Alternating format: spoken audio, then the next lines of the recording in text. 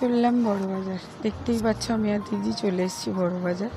এই যে হেঁটে চলে গেলাম আমরা বেলুন নিতে, রন্টুর বার্থডে। বেলুন নিতে চলে এসেছি। ঘরে ডেকোরেশন যা যা সাজানো হবে আমরা প্রতিবার এই দাদাটা দিয়ে নিই। আর এখানে দেখতেই পাচ্ছ কত ভ্যারাইটিস অফ জিনিস আছে, খুব কম প্রাইসে এখানে পাওয়া যায়, তাই এখান দিয়ে নিই।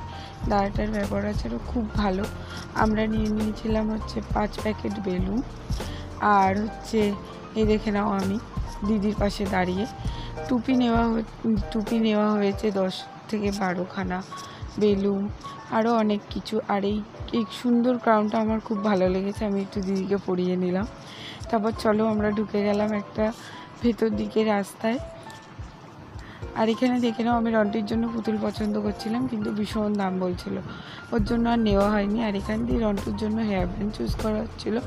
খুব ভালো ঘুরলাম। টাটা, আবার দেখা হচ্ছে নতুন ব্লগে।